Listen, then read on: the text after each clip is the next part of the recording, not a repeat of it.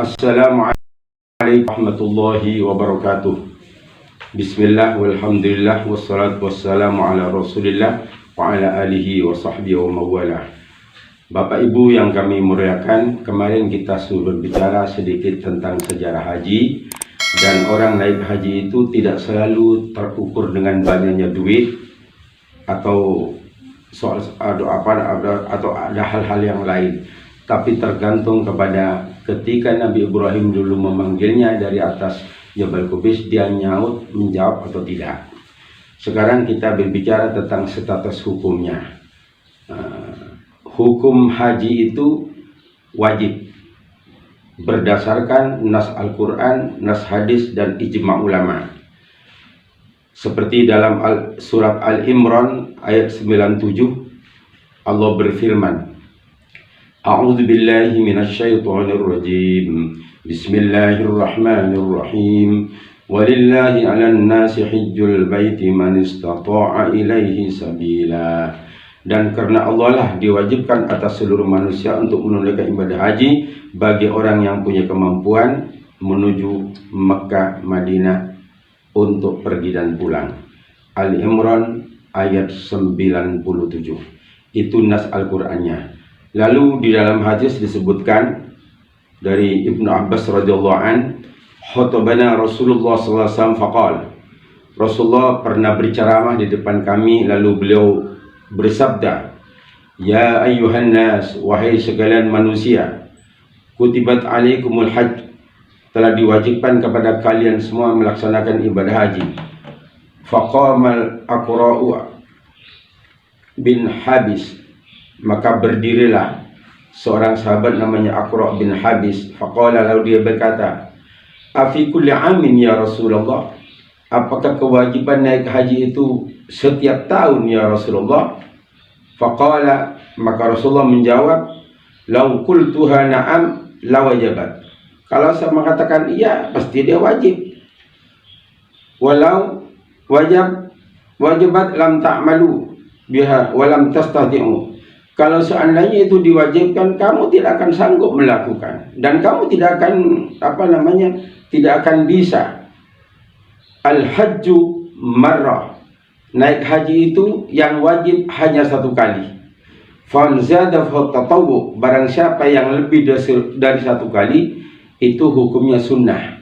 Jadi para bapak, para ibu yang berbahagia, telah ijma' ulama bahwa naik haji itu hukumnya wajib.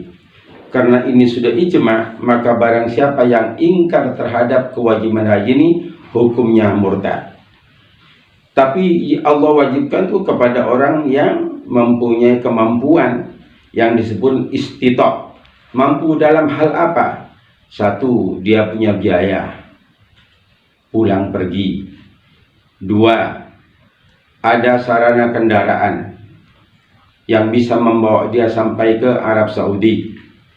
Nomor tiga, situasi aman, baik di negara kita maupun di negara tujuan.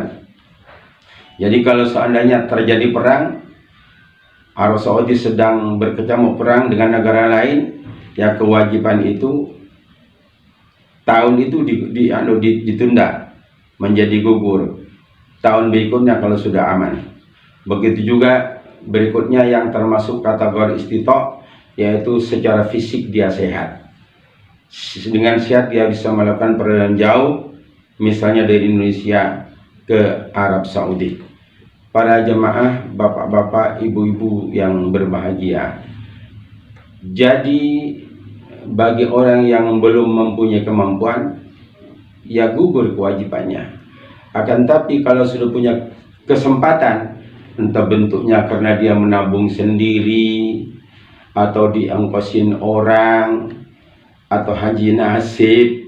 Haji nasib maksudnya dia tidak pernah mengeluarkan uang, tapi karena bernasib sebagai pembimbing haji, maka tiap tahun dia bisa naik haji. Nah, begitu.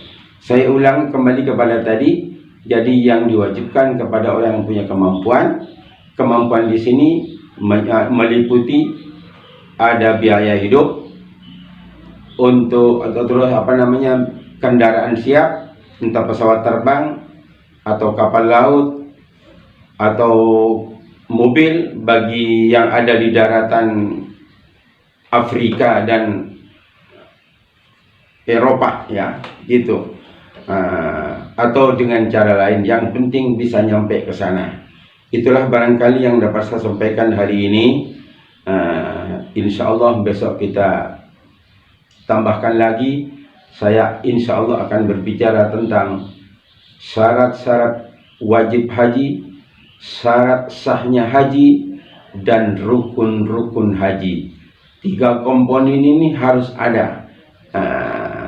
Lebih jauh akan saya jelaskan besok apa perbedaan syarat dengan rukun.